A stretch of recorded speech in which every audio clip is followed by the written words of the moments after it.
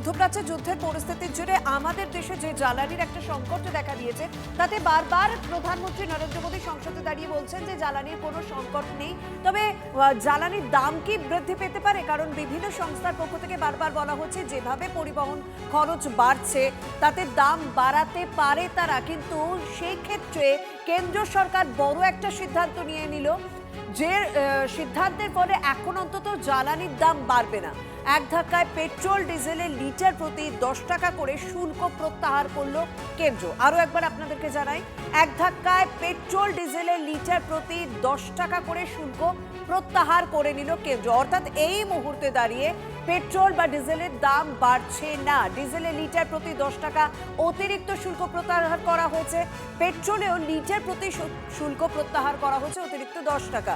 আমাদের সঙ্গে রয়েছেন সহকর্মী সুমন। তুমি যেখানে রয়েছে সুমন, সেখানে যারা ক্রেতা রয়েছেন বা যারা বিভিন্ন পেট্রোল পাম্পের কর্মীরা রয়েছেন তারা কি বলছেন এই সিদ্ধান্ত তাদের কতটা সাহায্য করলো এই মুহূর্তে দাঁড়িয়ে?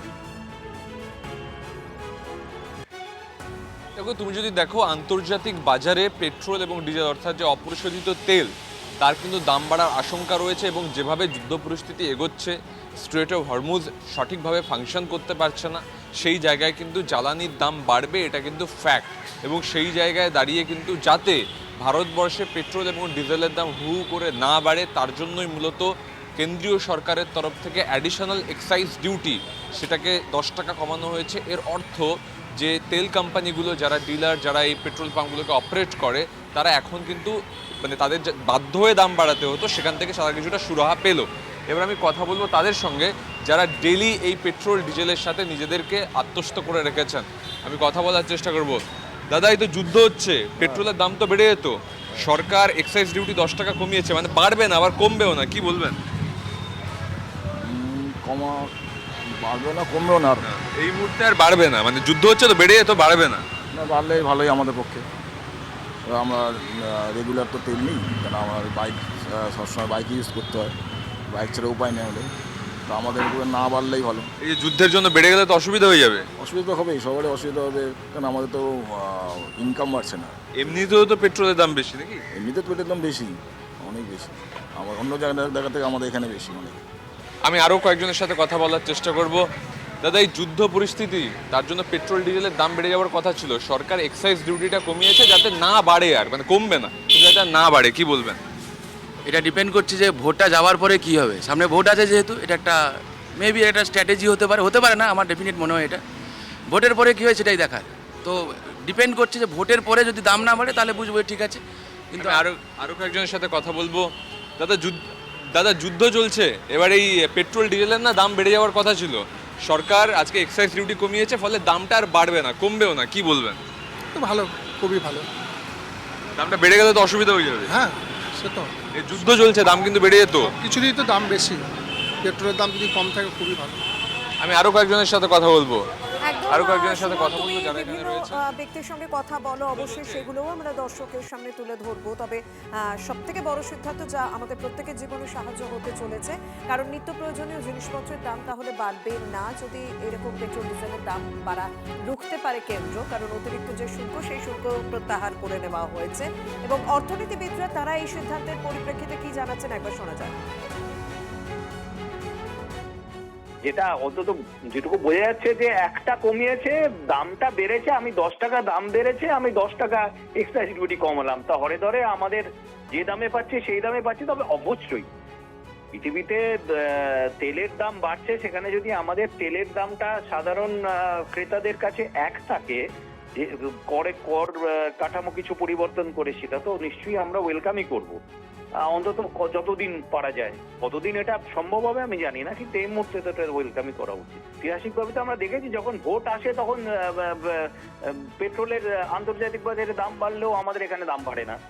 অথবা ভোটমুখী যখন একটা রাজ্য হয় বা ভোটমুখী যখন দেশ হয়, তখন এটা ঐতিহাসিকভাবে সত্য যে পেট্রোল ডিজেলের দাম বা গ্যাসের দাম বাড়ানো হয় না, সেটা তো সত্য। সুতরাং এখন এইখানে 5টা রাজ্যে ভোট হচ্ছে, এটা হয়ে গেলে দাম আবার কমবে কিনা বা বেড়ে যাবে কিনা, আসলে সমস্যাটা হচ্ছে একটা গভীর সংকটে তো আমরা চলছি। সেই সংকটটা তো খালি ভোটের উপর নির্ভরশীল নয়, সুতরাং সরকারকে এদিকটাও ভাবতে হবে।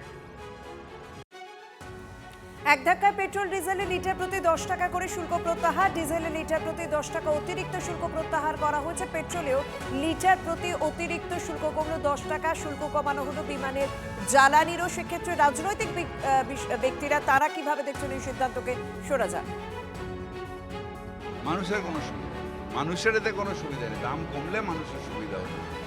আপনি ইন্টারনাল অ্যাডজাস্টমেন্ট কী করছেন না করছেন তাতে তো আমাদের কিছু যায় আসে না। আমাদের যায় আসে যখন আপনি বলবেন যে না আমি এই অবস্থার মধ্যেও দাম কমিয়ে দিলাম। দাম তো বাড়িয়েছেন, যে দামটা বাড়িয়েছেন অলরেডি গ্যাস সিলিন্ডারের দাম বাড়িয়েছেন, মানুষের উপর তো বোঝা চাপানো হচ্ছেই। এটা একদম অন্যায় হচ্ছে, পাপ হচ্ছে। যে জিনিসটার দাম ছিল 5 টাকা সেটাকে আপনারা বাড়িয়ে বাড়িয়ে করলেন 35 টাকা, তারপরে বললেন 5 টাকা কমিয়ে দিলাম 30 টাকা। এগুলো হচ্ছে পুঁজিবাদী জালিয়াতি। সেই জালিয়াতি পদ্ধতিতেই রাজ্য সরকার কেন্দ্রীয় সরকার চলছে। যখন বিশ্ববাজারে পেট্রোলের দাম কমে তখন আমাদের দেখে কিন্তু পেট্রোলের দাম আর কমে না। যখন দাম বাড়লে তৃণমূল কংগ্রেস চিৎকার করবে, দাম কমলেও তৃণমূল কংগ্রেস চিৎকার করবে, এক্সাইজ ডিউটি বাড়ালেও চিৎকার করবে, কমালেও চিৎকার করবে। এই অদ্ভুত ব্যাপার। কিন্তু এর চেয়ে বড় জনশত্রু আর হতেই পারে না, যে মানুষের যেখানে সুবিধা হচ্ছে তারপরেও সেখানে কোথা থেকে আমেরিকা রাশিয়া নিয়ে চলে আসছে। আরে এর সিদ্ধান্তটা ভারত সরকার নিয়েছে, অতএব সেই ভারত সরকারের সিদ্ধান্তে পরে কি হবে তার জ্যোতিষগিরি করতে শুরু করে দিয়েছে তৃণমূল কংগ্রেস। আরে জ্যোতিষগিরি করুন, অন্য জায়গায় ফুটপাতে বসে করুন, আর কারণ এরপরে তো ফুটপাতেই বসতে হবে, ওই টিয়া পাখি নিয়ে জ্যোতিষগিরি করতে হবে। সেই কারণের জন্য যে ঘটনাটা ঘটেছে সেটা নিয়ে চিন্তা করুন।